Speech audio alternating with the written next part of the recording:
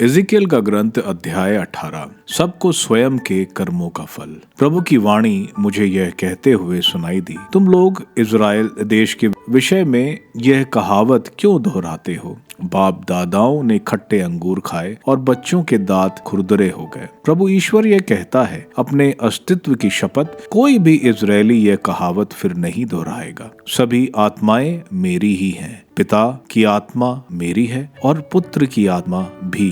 जो व्यक्ति पाप करता है वही मरेगा। यदि कोई मनुष्य धार्मिक है और संहिता तथा न्याय के अनुसार आचरण करता है, यदि वह पहाड़ी पूजा स्थानों में भोजन नहीं करता और इज़राइली प्रजा की देव मूर्तियों की ओर आंख उठाकर नहीं देखता, यदि वह पराई स्त्री का शील भंग नहीं करता और ऋतुमती स्त्री के पास नहीं जाता, यदि वह किसी पर अत्याचार नहीं करता, अपने कर्जदार का उधार लौटाता और किसी का धन नहीं चुराता, यदि वह भूखों को भोजन और नंगों को कपड़े देता, यदि वह ब्याज लेकर उधार नहीं देता, सुदखोरी अथवा अन्याय नहीं करता और दो पक्षों का उचित न्याय करता है, यदि वह मेरे विधान के अनुसार आचरण करता और मेरे नियमों का निष्ठा पूर्वक पालन करता है, तो ऐसे धार्मिक मनुष्य जीवित रहेगा।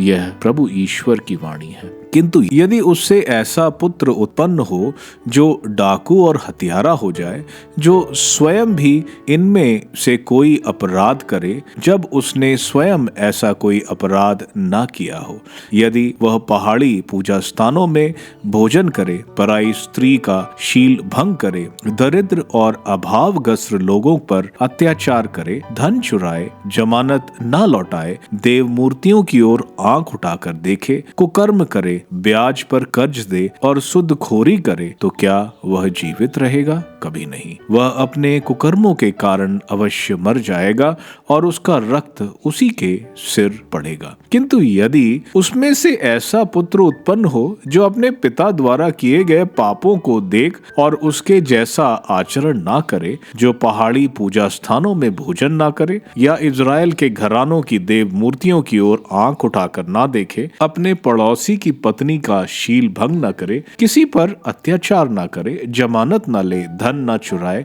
बल्कि भूखों को भोजन और नंगों को वस्त्र दे, अन्याय से दूर रहे, ब्याज या अतिरिक्त रकम न ले, मेरे विधान का पालन करे और मेरी आज्ञाओं का पालन करे, तो वह अपने पिता के पापों के कारण नहीं मरेगा, बल्कि वह अवश्य जीवित रहेगा। उसके पिता ने लूटा खसोटा, अपने भाई का धन चुराया और अपने जाति वालों के साथ अनुचित व्यवहार किया, इसलिए वह अपने पापों के कारण मर जाएगा। इस पर भी तुम यह कहते हो, पिता के पाप का दंड पुत्र क्यों नहीं भोगेगा? लेकिन वह धार्मिकता और न्याय के पथ पर चलता रहा है तथा उसने सावधानी से मेरी सब आज्ञाओं का पालन किया है, वह अवश्य जीवित रहेगा। जो पाप करता है वह मर जाएगा। पुत्र अपने पिता के पाप का दंड नहीं भोगेगा और पुत्र के पाप का दंड पिता नहीं भोगेगा। धर्मी को अपनी धार्मिकता का फल प्राप्त होगा और दुष्ट को अपनी दुष्टता का फल मिलेगा।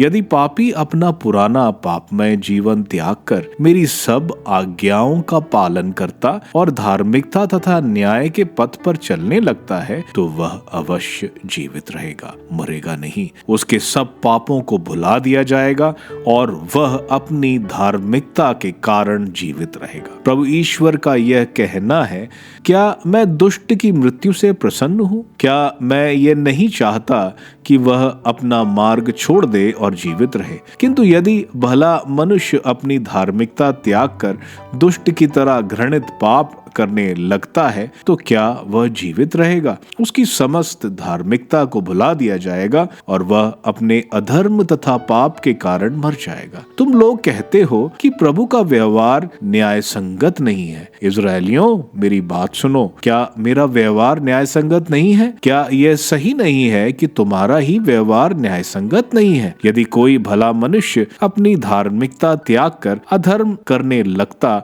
और मर जाता है, तो वह वह अपने पाप के कारण मरता है। और यदि कोई पापी अपना पापमय जीवन त्याग कर धार्मिकता और न्याय के पथ पर चलने लगता है तो वह अपने जीवन को सुरक्षित रखेगा। यदि उसने अपने पुराने पापों को छोड़ देने का निश्चय किया है तो वह अवश्य जीवित रहेगा, मरेगा नहीं। इज़राइल का घराना यह कहता है, प्रभु का व्यवहार न्याय संगत नहीं है। इज़राइलियों, मेरी बात सुनो, क्या मेरा व्यवहार न्याय संगत नहीं है? क्या यह सही नहीं है कि तुम्हारा ही व्यवहार न्याय संगत नहीं है? प्रभु ईश्वर यह कहता है, इज़राइल के घरानों, मैं हर एक का उसके कर्मों के अनुसार न्याय करूंगा। तुम मेरे पास लौटकर अपने सब पापों को त्याग दो, कहीं ऐसा ना हो कि तुम्हारे अपराधों के कारण तुम्हारा विनाश हो जाए। अपने पुराने पापों का भार फेंक दो, एक नया हृदय और एक नया मनोभाव धारण करो। प्रभु ईश्वर यह कहता है, इज़राइलियों, तुम क्यों मरना चाहते हो? मैं किसी भी मनुष्य की मृत्यु से प्रसन्न नहीं होता, इसलिए तुम मेरे पास लौट कर जीते रहो।